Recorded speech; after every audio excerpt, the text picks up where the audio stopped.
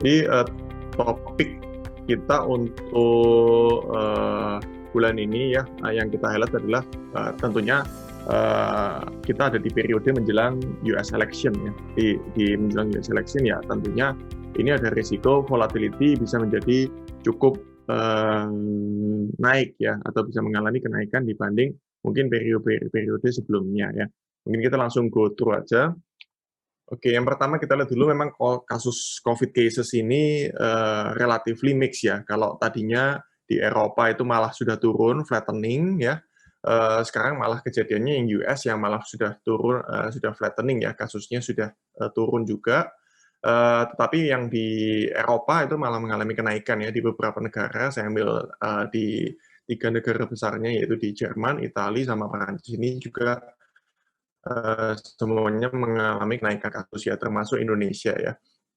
Indonesia kita juga sempat flattening ya di bulan Juli, Agustus ya, makanya di periode ini sebenarnya kita punya market itu lebih steady ya, atau lebih stabil dan cenderung naik ya. Tapi sejak masuk di bulan September ya, karena cases kita juga naik ya, otomatis ini memberikan respon negatif juga ke capital market kita ya. Meskipun kalau kita lihat 1-2 hari belakangan relatively sudah flattening lagi ya, artinya nggak terlalu mengalami kenaikan, di mana kasus untuk pasien yang sembuh itu lebih tinggi dibanding kasus barunya ya, itu baru bisa membuat penurunan kurva ya.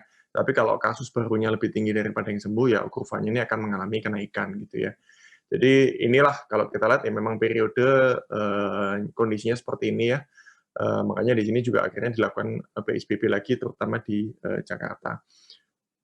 Oke, selain itu di Eropa juga ini beberapa negara, tapi yang di sini sih nggak PSBB ketat ya, lebih ke PSBB wilayah itu juga sebenarnya juga dilakukan ya, termasuk salah satunya di Inggris ya, itu juga kasusnya juga mengalami kenaikan. Oke, kemudian kita ngomongin vaksin ya, vaksin sampai sekarang ini sudah ada di fase 3 itu ada 11 kandidat vaksin ya, bahkan 5 itu sudah digunakan ya, digunakan terbatas ya, terutama ini digunakannya itu di Rusia sama di China ya, itu mereka sudah kasih early approval untuk bisa dipakai ya, meskipun pakainya itu sebenarnya masih kalangan terbatas ya. Contohnya kalau yang di China itu sudah dipakai ya ke ininya, ke apa, karyawan dari perusahaan vaksin itu sendiri ya, contohnya ya Sinovac ini ya, yang salah satunya juga ini diuji coba di Indonesia ya. Nah, kurang lebih kalau kita lihat production date-nya itu dari 11 kandidat vaksin ini, ya yang paling dekat itu kurang lebih malah di September. Ini kemarin sudah ya, ini punyanya Rusia.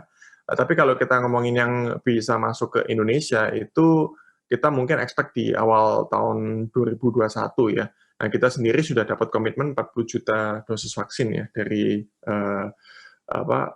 Sinovac ini. Ya, expected memang akan lebih naik nanti di tahun depan ya.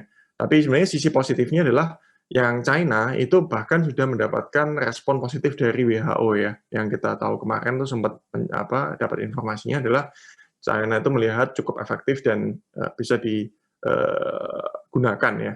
Kebanyakan sih memang baru awal tahun depan ya produksinya ya. Tapi kalau kita lihat ada beberapa yang mungkin sudah mulai akan melakukan aktivitinya di akhir tahun ini ya. Nah, mungkin yang diharapkan Trump tadinya itu si AstraZeneca sama Moderna ini expect-nya bisa di November ya, atau even sebelum itu ya di Oktober ini. Cuman kemarin sudah dikonfirmasi bahwa kemungkinannya tidak akan terjadi, dan kalaupun mereka gunakan, itu pun hanya penggunaan terbatas ya. Jadi so far ya kita bisa expect mungkin sampai akhir tahun ini akan lebih banyak di penggunaan terbatas, penggunaan masalnya dan distribusinya akan lebih banyak di Q1 tahun depan ya. Oke, jadi itu kurang lebih progres dari vaksin ya. Ya, wis ini yang kita harapan utama kita memang ada di sini. Kemudian kalau kita lihat berikutnya ya, ini kita lihat point out di how election goes ya di US ya.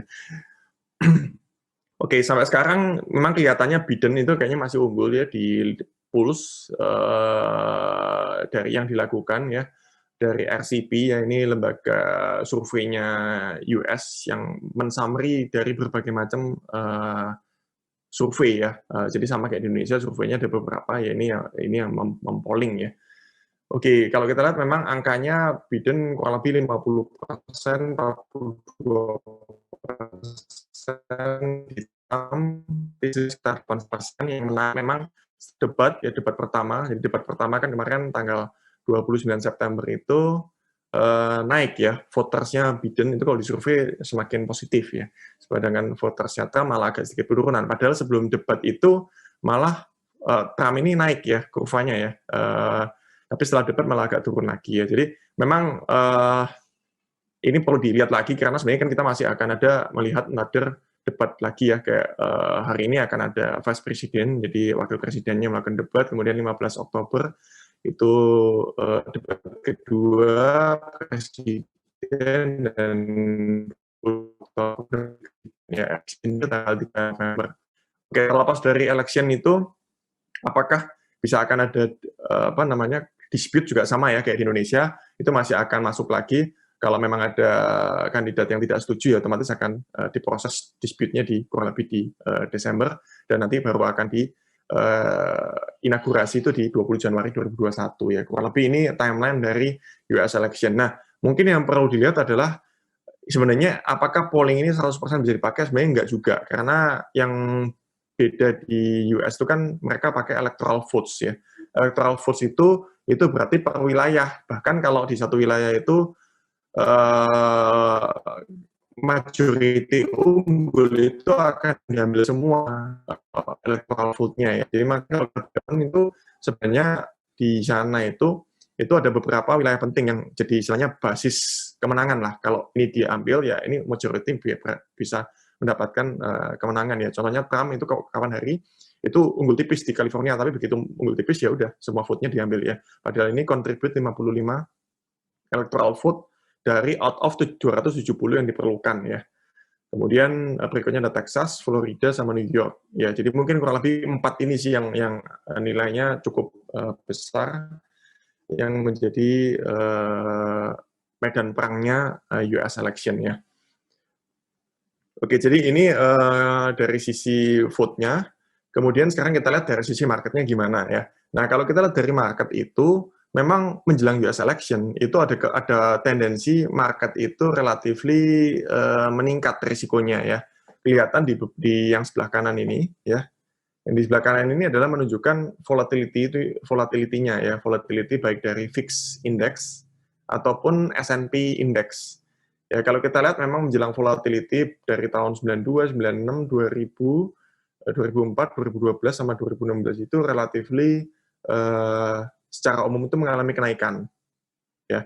Tetapi setelah election itu relatively mengalami penurunan ya, kecuali mungkin di 96 ini kembali naik ya, tahun 2000 kembali naik ya. Tapi kalau yang lainnya 2004, 2012, 2016 ini secara umum volatility-nya mengalami penurunan.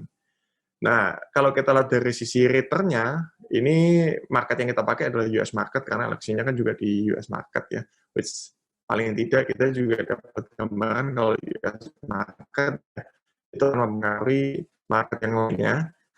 Nah, kalau kita lihat siapapun kandidat yang menang ternyata ya baik itu didominasi sama Partai Republikan atau Demokrat ataupun terbagi ya, government-nya itu terbagi itu secara umum memang setelah election itu marketnya tendensinya adalah mengalami kenaikan ya. Bahkan kalau kita lihat di 3, 6 bulan ataupun di 12 bulan berikutnya itu overall performance-nya cukup bagus ya. Itu statistik yang di-running dari tahun 1948 sampai 2017 ya. Ini yang dilakukan sama Lord Abbett Analysis ya di Bloomberg Data. Oke, nah tapi memang kalau sebelum ini memang tendensinya nggak begitu bagus ya sebelum election ya. Karena balik lagi, market itu tidak suka dengan uncertainty ya. Terlepas ada yang bilang kalau ternyata nanti misalnya Biden yang menang itu pajak bisa dinaikin dan ya apakah itu market akan langsung turun juga belum tentu. Karena kalau kita lihat yang dilakukan Trump pada saat terpilih kemarin juga marketnya sempat turun tuh setelah election. Tapi setelah itu recover dan marketnya benar naik ya, mengalami kenaikan di 3 sampai 12 bulan ke depan ya. Jadi message yang mungkin kita perlu highlight adalah volatility mungkin bisa naik, tetapi kalau kita lihat after election-nya biasanya marketnya tendensinya adalah positif untuk jangka waktu paling tidak 3-12 bulan berikutnya ya. Oke, mungkin itu yang saya lihat di sisi marketnya.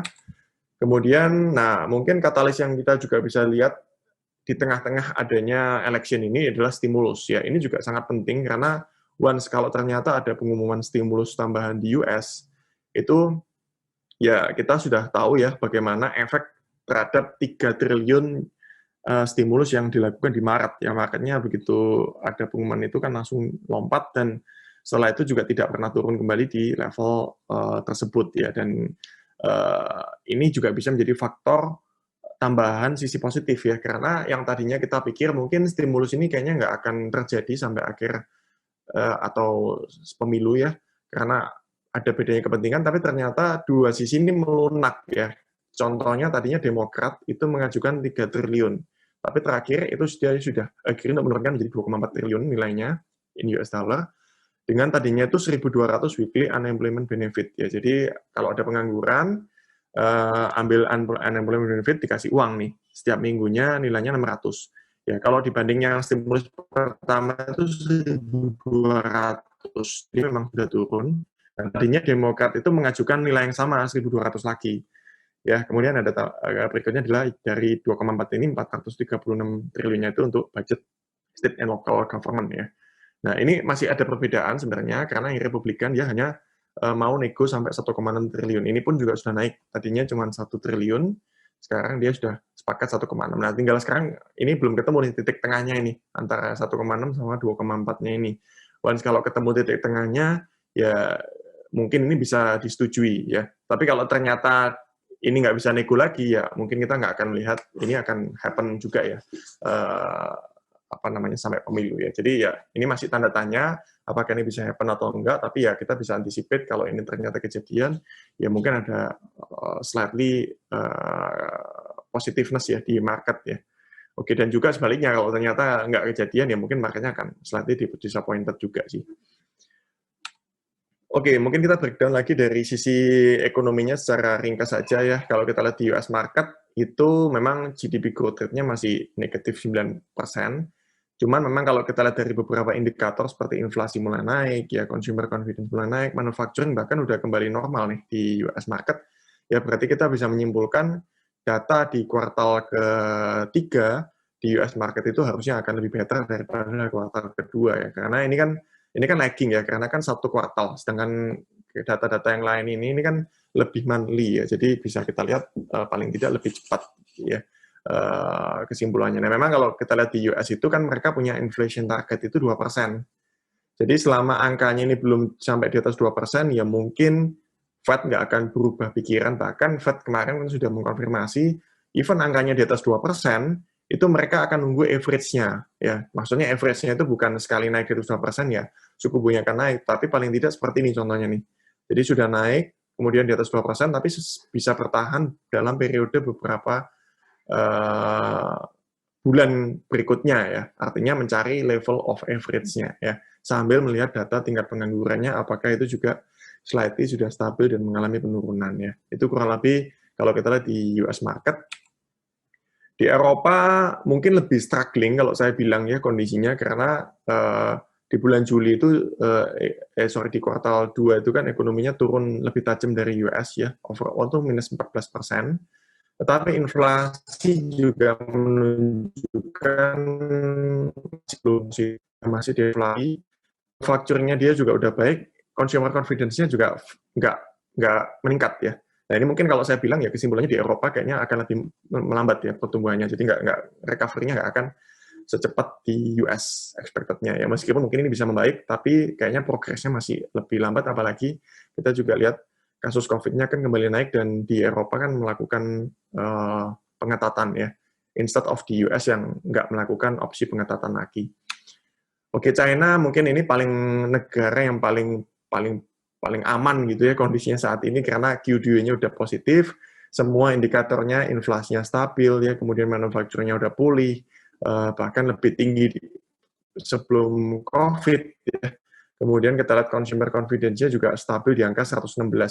Itu pun kurang lebih nggak jauh beda dibanding April ya, meskipun memang ini masih turun ya dibanding bulan Oktober tahun lalu sampai bulan Januari tahun ini itu angkanya di 124 ke atas. ya memang belum recover, tapi overall ekonominya sangat baik ya pergerakannya. Cuman belakangan memang masih agak flat ya, nggak bisa growth lebih jauh daripada level yang sebelumnya. Oke, Indonesia, ya kita punya GDP growth rate kuartal 2 minus 5%, kuartal 3 ini expected sekitar 2%-an, jadi lebih better, ya, tapi masih negatif, makanya ya sudah pasti kita bilang ya resesi, itu sudah akan terjadi. Ya, inflasi memang agak naik year on year-nya, cuman kita 3 bulan terakhir ini deflasi dari month-on-month basis-nya, ya artinya ya daya belinya masih cukup nggak kuat. Bahkan manufacturing kita yang sudah sempat di atas 50 pun melemah lagi ya di bulan kemarin. Kemudian consumer confidence-nya juga sempat naik, kita turun lagi ya. Kalau saya simpulkan ya memang ini ada beberapa efek di bulan September kemarin, memang efek dari terutama DKI Jakarta yang melakukan PSBB lagi sih. Jadi expected yang sudah membaik itu agak turun ya. Nah, cuman menariknya kalau kita lihat data retail sales ya, ini datanya saya ambil dari source-nya Batavia, itu hanya mungkin Jakarta sama Denpasar itu yang retail sales-nya belum pulih, bahkan masih jauh ya dari normal ya. Jakarta itu angkanya masih di 60-an instead of 100% ya penjualan retailnya. Kemudian Denpasar juga 67 out of 100 ya. Nah, kalau kayak kota-kota lainnya seperti Bandung, itu udah recover mendekati 100 ya, 85. Surabaya bahkan udah retail sales-nya kalau udah di sini itu udah slightly recover ya. Kemudian Medan 81, Semarang 84, Banjarmasin 73, dan Makassar 98. Yang menarik itu malah di sini ya, di wilayah Manado itu ternyata penjualan retailnya malah naik ya, after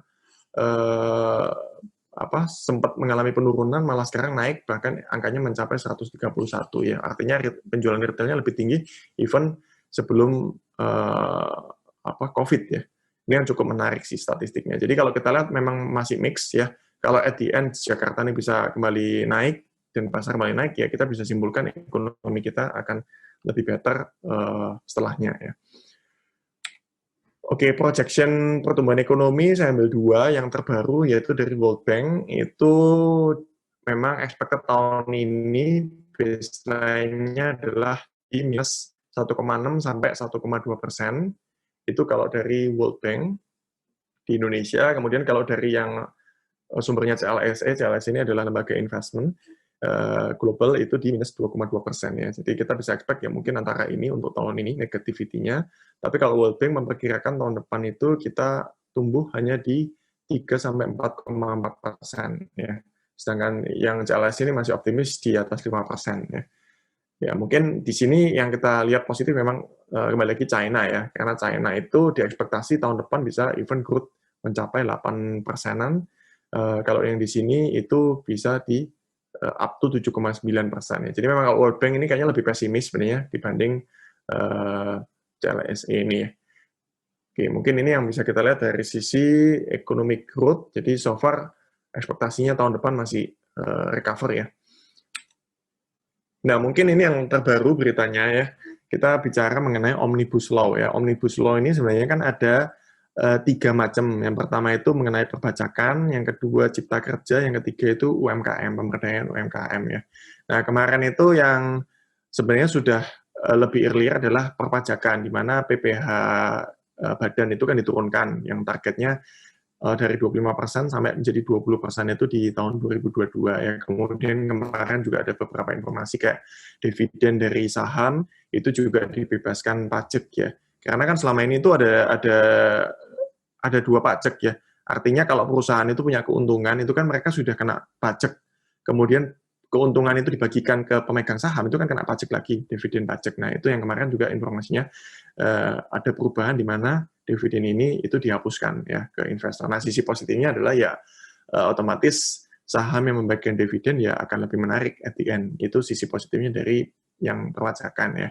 Kemudian yang berikutnya adalah Omnibus Law yang dari sisi cipta kerja. Nah, ini yang penting memang efeknya apa? Sebenarnya kita lebih penting itu nggak efeknya ya, karena at the end itu sisi positifnya adalah mendatangkan FDI dan increase easing of doing business-nya ya. Nah, selama ini Indonesia itu sudah membaik ya, kita sudah naik peringkatnya menjadi peringkat ke-73 dari kondisi di mana berusaha itu apakah cukup mudah atau enggak di Indonesia ya. dengan angka 69,6 ya. Tetapi kalau ini adalah rating secara umum. Nah, kita ada beberapa PR nih di rating-rating yang rendah ya. Contohnya mulai berbisnis itu masih ada di peringkat 140.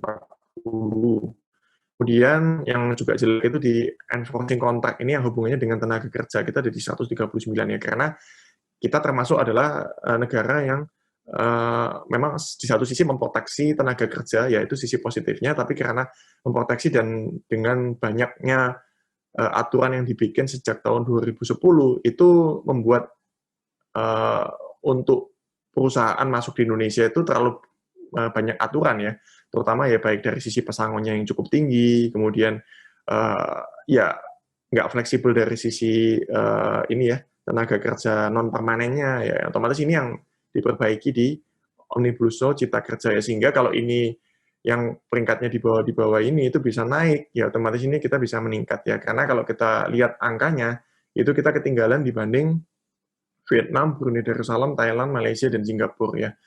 Jadi untuk ngejar angkanya ini paling tidak supaya bisa kompetitif dibanding 5 negara ini ya kita harus memperbaiki di sisi situnya. Memang ini jadi polemik karena at the end ya kalau dari sisi tenaga kerja pasti kurang diuntungkan ya.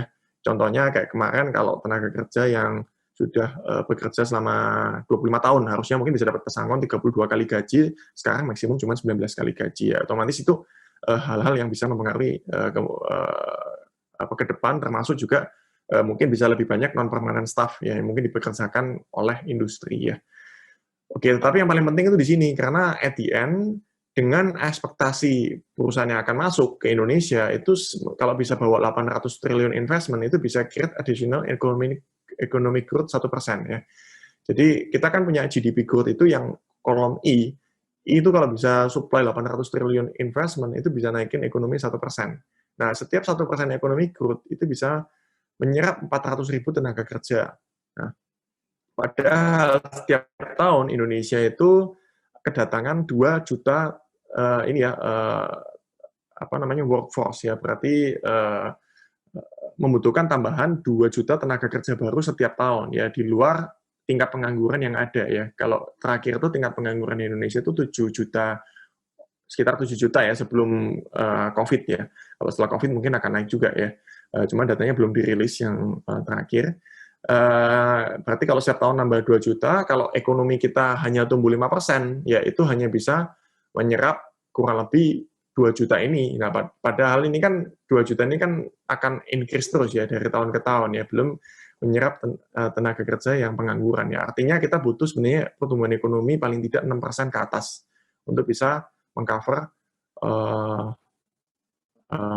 tenaga kerja ini. Makanya dibilang kan cipta kerja ya, untuk menciptakan lebih banyak pekerjaan ya. Kurang lebih itu sih dari story ceritanya ya, mungkin teman-teman bisa dapetin ya. Oke, stimulus gimana? Stimulus intinya yang kita lihat di sini adalah ini dari Bahana ya, perlindungan sosialnya itu udah naik menjadi 65% di 16 September ya. Ini budget terbesarnya soalnya di sini nih, dari 695 triliun itu budget terbanyak di 203 triliun di perlindungan sosial. Jadi kalau ini increase-nya bagus, naik ya, ini paling tidak positif sebenarnya, karena ini kan membawa liquidity money ya, liquidity money ke kalangan low mid class ya. Jadi itu yang sisi positifnya, cuman masih ada beberapa yang ketinggalan ya, terutama budget kesehatan, di wilayah Pemda, kemudian insentif usaha juga kayaknya masih jauh daripada target ya. Tapi kita expect di kuartal 4 ini akan lebih meningkat karena di Agustus September ini pattern-nya ini mulai naik ya, mengalami kenaikan ya. Yang tadinya naiknya mungkin hanya ini kan terakhir hanya 20 triliun, kemudian langsung naik ke sekitar 70 triliun, kemudian naik lagi ke 30 triliun ini sampai 16 September, jadi belum full month.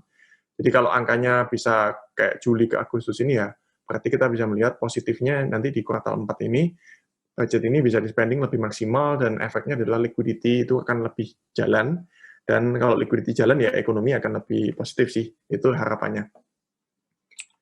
Oke, budget tahun depan sudah diputusin seperti ini kondisinya, di mana pendapatan itu di-expect sebenarnya naik ya dibanding tahun ini yang direvisi turun menjadi 1.743 triliun. Tetapi kayaknya shortfall di defisit itu masih akan cukup besar, sekitar 1.000 triliun itu diharapkan masih dapat dari pembiayaan eksternal ya. Jadi pembiayaan eksternal sehingga bisa mencapai 5,7%. Nah, kalau yang tahun ini itu pembiayaan eksternalnya cukup banyak dibebankan di BI ya. Nah, kalau kita lihat di Indonesia ini masih cukup sangat. Jadi kalau kita banding dengan negara-negara lain, itu Indonesia kita burden banyak ya, di mana aset purchase-nya itu dilakukan oleh bank sentral ya.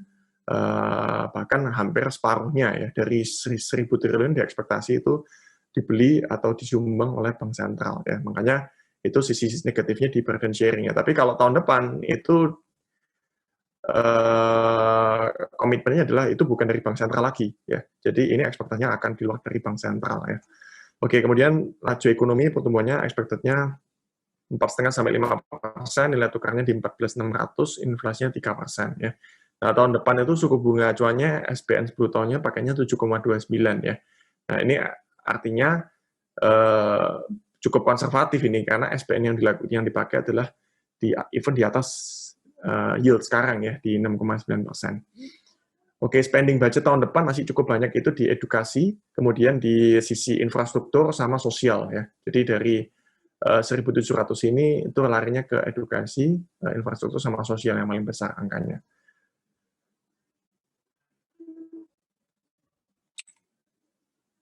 Oke, mungkin kita lihat satu persatu dari sisi equity-nya, mungkin ini secara ringkas saja ya. Kalau equity memang bulan September kemarin itu relatively membaik ya secara weekly, tapi monthly-nya masih minus semua ya. Kebanyakan bahkan Indonesia itu tercatat cukup dalam juga ya di bulan September itu penurunannya, tetapi di akhir pekan itu sempat mengalami kenaikan ya.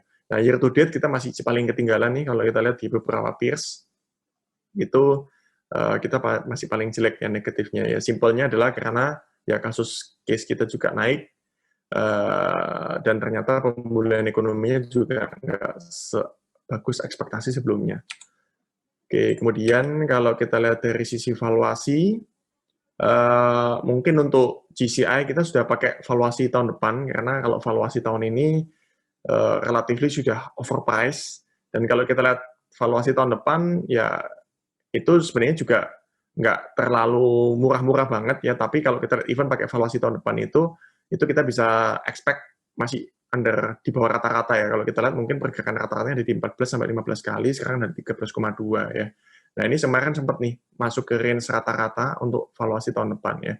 Nah, tetapi valuasi ini kan IPS-nya ini kan bisa jadi lagging ya, karena earning ini kan bisa di-adjust. Nah, sekarang ini earningnya bullish sebenarnya dibanding tahun kemarin, makanya valuasinya jadi relatif nggak terlalu menarik. Tapi kalau ternyata nanti earning ini bisa aja, ternyata tahun depan earning-nya itu mengalami kenaikan, ya otomatis PI ini akan turun. Jadi PI ini agak cukup fleksibel sebenarnya. Makanya mungkin lebih gampang itu lihatnya dari book value-nya. Jadi valuasi dari nilai bukunya ya. Kalau nilai bukunya itu secara umum ya ISG kita masih relatif lebih murah dari average, karena average-nya ada di 2,2 di sini, sedangkan kita sekarang masih running di 1,6 ya. Jadi mungkin lebih mudah untuk melihatnya, karena kalau nilai buku ini kan nggak mudah berubah ya, terlepas kecuali kalau earning itu very adjustable ya. Itu mungkin hal yang saya mau highlight di sini. Kemudian flow asing kayaknya masih cukup tinggi di bulan September, itu kalau kita lihat masih terjadi net sell 16 triliun rupiah. Ya sekali lagi mungkin asing itu belum cukup favor untuk masuk di kita punya market tahun ini ya, karena sekali lagi ya kita juga belum bisa controlling kita punya risk ya, itu mungkin yang dilihat sama foreign ya. Oke, tapi apakah asing akan masuk ke Indonesia? Saya yakin sih at the end itu akan masuk, cuman timingnya nih yang kayaknya masih belum dapat ya untuk sampai kondisi kemarin ya. Oke, ini kalau dibandingkan negara-negara lain memang nggak banyak asing yang foreign flow itu masuk ke negara-negara lain juga sebenarnya sama aja sih. Yang diuntungkan itu sebenarnya dari foreign itu yang masuk itu hanya China, India, sama US. Itu yang kelihatan di sini ya. Jadi flow masih cukup banyak mengalir ke negara-negara ini. Oke, sekarang kita lihat teknikalnya gimana. Jadi, basically kan kalau kita lihat GCI kemarin setelah drop cukup signifikan gara-gara pengumuman PSBB DKI itu kan sempat rebound, meskipun rebound ini nggak kuat sebenarnya karena ya bukan berarti kan ekonomi nggak akan terimpact, ya tetap akan terimpact, ya dia naik turun lagi. Ya cuman sisi positifnya adalah penurunannya yang terjadi ini itu membentuk penurunan yang lebih tinggi dibanding sebelumnya ya. Jadi artinya namanya ini higher high atau high yang lebih tinggi higher low. Jadi higher low lebih tinggi daripada low sebelumnya. Nah, kemarin kita punya indeks naik ya. Cuman ini ada negatifnya adalah naiknya kita meninggalkan gap. Gap itu artinya naiknya ini mendadak lompat gitu ya, naiknya lompat. Nah, kalau naiknya lompat kayak gini biasanya yang terjadi ada kemungkinan dia turun lagi untuk nutup gap-nya ini. Itu bisa terjadi ya, kayak hari ini kan agak sedikit koreksi ya, tapi nggak jauh, ini gap-nya cuma sekitar sampai 49.50-an ya. Nah, setelah ini ya kita lihat lagi, ada kemungkinan mungkin kalaupun dia turun, harusnya ada peluang dia turunnya ke kisaran sini aja sih, 48.50 sampai 49. Nah, mungkin ini yang bisa di-expect kalaupun ada penurunan ya. Nah, karena dari pattern sebelumnya ini membentuk low yang lebih tinggi ya. Jadi ke arahnya ke sini. Nah, cuman kalau kita lihat untuk naik berikutnya, itu kemungkinan besar range-nya itu akan ada up to sampai 5150. Mungkin kita agak susah untuk expect dia akan kembali ke level seperti ini untuk dalam waktu dekat ya, tapi ini ada kecualinya. Kecuali kalau mendapatkan boosting berita yang cukup kuat seperti stimulus, yaitu mungkin faktor X yang bisa add another momentum ya. Tapi kalau momentum itu nggak dapat ya mungkin kita expect pergerakannya nggak akan jauh dari kisaran range support resistance ini ya. Ya mungkin ini expected-nya untuk pergerakan indeks di periode bulan ini. Saya pikir masih akan tetap volatile, cuman volatile-nya lebih mengarah ke sideways ya, instead of volatile yang seperti di bulan Maret kemarin ya. Oke, untuk bonds sama, di bulan September itu flow-nya di bonds juga cukup besar, mencapai 10 triliun ya rupiah.